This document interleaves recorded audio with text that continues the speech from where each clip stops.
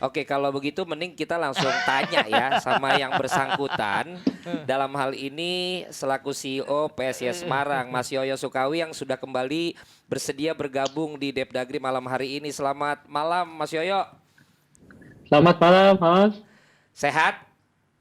Alhamdulillah sehat. Alhamdulillah sehat. Ini kita ngobrol-ngobrol berita-berita setelah Liga 1 berakhir Mas Yoyo, dan yang memang happening kan ini dua pemain yang mencuat di season kemarin yang baru berakhir tiba-tiba sudah diumumkan oleh PSIS Semarang. Bahkan obrolan-obrolan saya teman-teman yang kurang lebih tahulah kabar-kabar di lapangan juga terkejut loh. Loh, ternyata belok ya. Ada yang satu katanya sempat dilirik dari yang Solo ya. Iya, Ada yang betul. dilirik di sini di sini.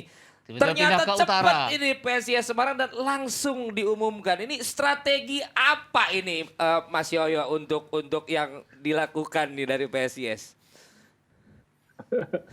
Ya, sebenarnya nggak ada yang baru ya di PSIS itu. Yang kita lakukan dari tahun ke tahun sama saja sebenarnya. Tahun ini memang saya melihat ini ada momentum baik ya PSIS untuk mendapatkan dua pemain di Tarsai Marukawa dan juga Carlos Fortes. Ya. Itu perjalanannya sebenarnya nggak dari jarak jauh, nggak dipersiapkan sedemikian rupa, nggak juga. Jadi kita melihat kesempatan atau momentum kita bisa masuk, kita beri tawaran real, dan nampaknya kedua pemain ini gayung bersambut tertarik juga ke PSIS Semarang. Seperti Tarsai Marikawa juga sama. Kita ngobrol tadinya kita nggak juga berpikir sampai ke sana. Kita berpikir wah ini pemain terbaik pasti mahal ini harganya nih, bahaya nih. Apalagi di media sosial yang ngejar ke klub-klub top-top semua. Kita juga nggak terlalu mengejar tadinya. Tapi melihat situasi yang berkembang, nampaknya Tarsai juga respect dengan kita. Maka kita beri tawaran juga dan alhamdulillah dia oke, ya sudah, oke, jalan. Itu saja, nggak ada yang istimewa sebenarnya. Termasuk Carlos Fortes pun sama sebenarnya seperti Ketika sudah dapat kabar bahwa klub-klub besar banyak yang berminat, kemudian PSIS juga offering dan ternyata gayung bersambut, cukup mengagetkan juga atau memang udah confidence dari PSIS bahwa akan dapat mereka nih Mas Yoyo? Ya kita itu dapat masing-masing itu pada saat-saat last menit kok gitu. Jadi kita nggak jauh-jauh hari. Bahkan Taisei Marukawa itu menjawab tepatnya pada tanggal 31 sore.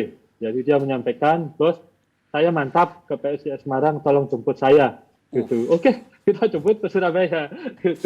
Begitu juga si Fortes juga sama. Kalau Fortes agak lama, agak seminggu ya. Seminggu karena kita komunikasi dengan agennya, tolong carikan striker yang bagus kali ini yang bisa kejar prestasi di Liga Indonesia. Lalu agennya bilang, kalau Fortes gimana? Loh, Fortes bukannya di Arema diperpanjang. Sampai sekarang belum, bos. Lalu terus bagaimana? Ya sudah, coba PSIS kirim offer letter secara resmi. Oke, kita kirim offer letter secara resmi ke agennya. Nah, setelah dikirim offer letter, kita pasti berpikir, wah jangan-jangan pasti nanti dari offer letter itu pasti akan ditolak karena ada tawaran lebih tinggi. Beberapa hari kemudian kita diberi kabar, bos, offer letter sudah kita sampaikan ke klub asal, tapi klub asal namanya nggak ada respon. Ini Fortes respect ke PSIS karena sudah memberikan offer letter yang real kepada kita siap untuk bergabung dengan PSIS Semarang. Bahkan sama, tanggal 31 pun kita masih harap-harap cemas pada saat itu. Kita tanya, kapan ini datang ke Semarang? Cepat, jemput kita ini di Malang. Akhirnya kita jemput menggunakan jalan darat dari Semarang ke Malang, bawa ke Semarang. Malam itu juga kedua pemain ini ketemu di hotel, saling terkejut juga. Si Marukawa lihat si Fortes lihat Marukawa juga terkejut. Kita pun juga terkejut, ternyata bisa mendatangkan dua pemain top ini. Kita pun cukup terkejut juga. Berarti semuanya sama-sama terkejut ya. Kami pun semua sebagai pemerhati bola juga terkejut. Jadi ini ceritanya judulnya terkejut. Tapi Mas Gita, ternyata sudah diajukan offering letter. Artinya memang ada kontrak yang sudah berakhir yang belum diperpanjang untuk untuk situasi dari Fortes. Ada yang mau ditanyakan juga, Mas Gita? Sebenarnya gini Mas Yoyo, kalau saya lihat kan di Liga 1 kemarin yang baru berakhir kan PSIS dikenal sebagai klub yang banyak berkali-kali berganti pelatih ya. Imran kemudian ganti, Imran masuk lagi. Nah, ini kan belum ada pelatih yang tetap sekarang kan untuk musim kompetisi mendatang. Dengan adanya 2 superstar yang sudah akan ada di PSIS, ini artinya pelatih nanti yang pegang otomatis harus memakai pemain ini kan pasti kan. Dan kalau kita lihat peraturan liga di mana ada 3 pemain asing, 4 pemain asing 1 Asia, ini artinya kuota Asia kan sudah terpenuhi oleh Marukawa. Kemudian ada 1 lagi oleh Fortes. Dan ini artinya pelatih yang baru nanti harus memikirkan pemain asing mana yang akan dibuang dan akan didatangkan lagi. Ini apa tidak merepotkan pelatih yang baru nanti itu? Karena ini tim tidak berdasarkan keinginan dia pastinya nanti gitu. Ya, jadi memang beda ya. Kalau kita dulu, zaman kita masih di Liga 2 dan juga awal-awal di Liga 1, kontrak pemain kita rata-rata 1 tahun. Iya. Itu bersama juga pelatih. Jadi kita memang dulu pola perekrutannya pelatih dulu. Setelah kita rekrut pelatih, kita sama-sama cari pemain dari tahun ke tahun. Kita ambil, pemain ini cocok dan kontraknya semuanya 1 tahun. Setelah selesai kompetisi, umumnya pemain ini dan pelatih ini kita bubarkan. Dulu begitu. Tapi PSIS semenjak 3 tahun yang lalu, kita sudah mengadopsi sistem kontrak jangka panjang. Jadi rata-rata pemain kita itu, baik yang muda maupun pemain asing, itu kontrak kita minimal 2 tahun atau 3 tahun. Bahkan kita kalau merekrut pemain baru, pemain muda, mereka hanya mau minta dikontrak setahun, pasti kita nggak akan kontrak. Udah silahkan ke klub lain saja. Karena kita mau kontrak jangka panjang. Itu adalah grand design dari PSIS Semarang memang demikian. Nah, terkait dengan pelatih tadi, sebenarnya nggak ada masalah.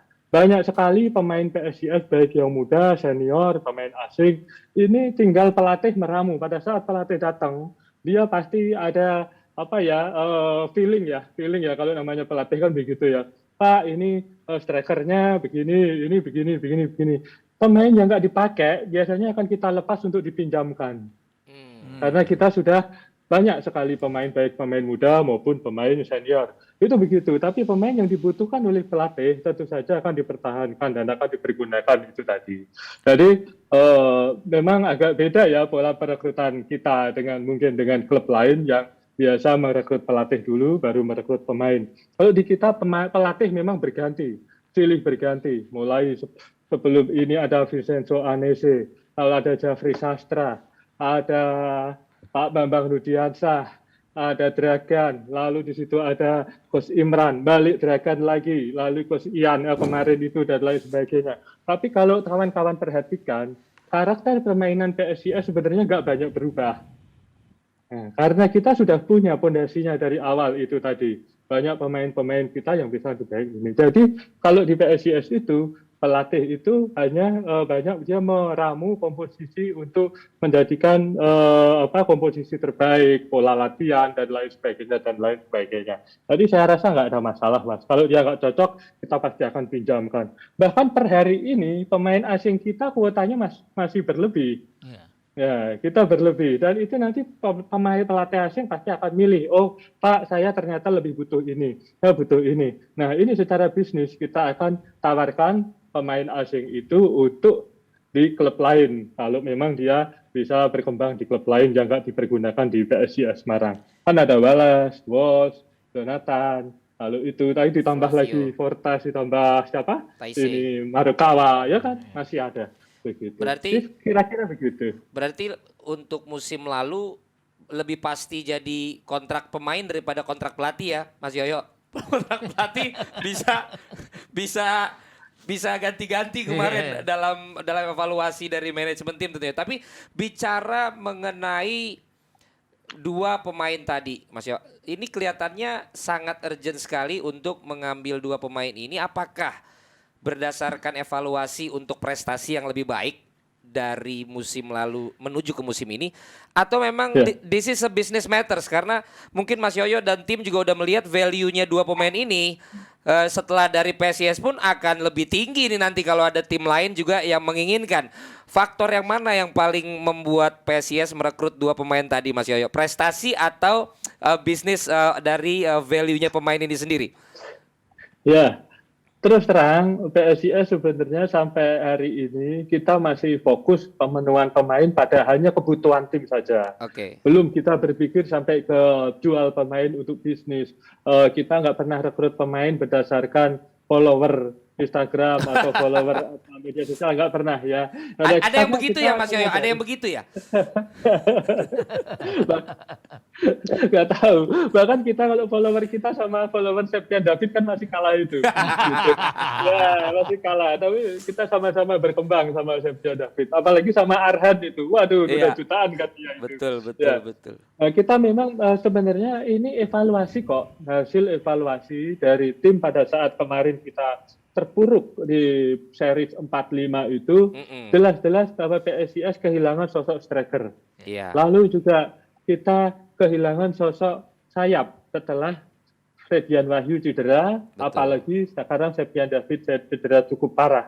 Nah, Oke. kita membutuhkan pemain asing untuk penyeimbang, penyalur serangan dari belakang yang sudah bagus, tengah ada Jonathan Cantilana, di depan ini kita butuh pemain sosok Marukawa dan juga si Fortes. Kita nggak pernah itu main ada striker di depan. Coba kalau Mas Fali perhatikan, Ya. kita selalu tempatkan anak-anak muda yang punya potensi untuk mengganggu pemain lawan, kita tempatkan di striker.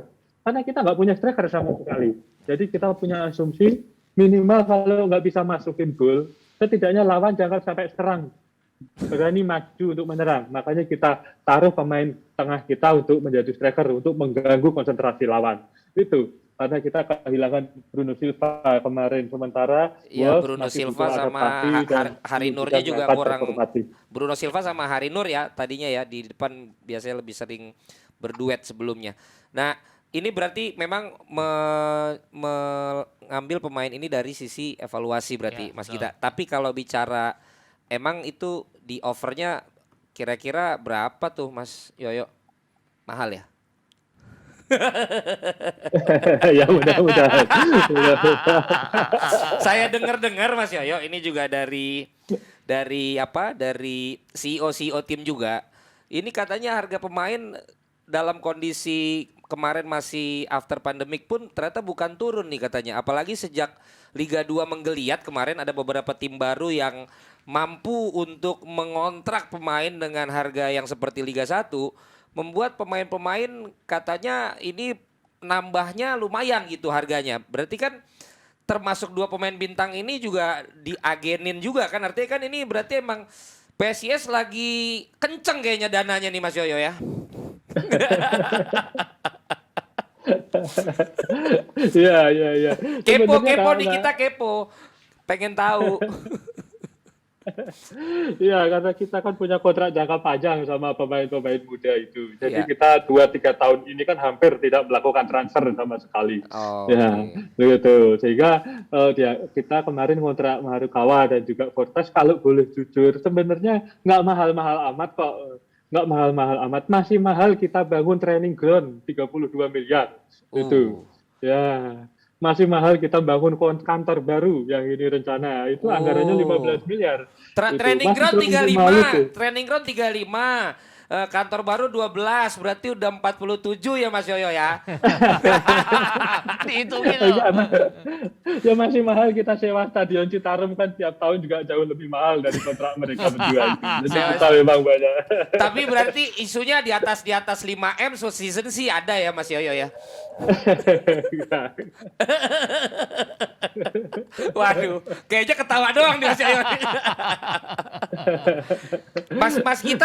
Mas kita dengar-dengar berapa? Mumpung ada Pak Udah CEO-nya disebut tadi. di atas 5M Iya, kan? sekitar segitu. Satu pemain kan? Iya. Wow, berarti memang harga pemain juga sekarang udah mantep nih. Walaupun belum diiyain sama Mas Yoyo.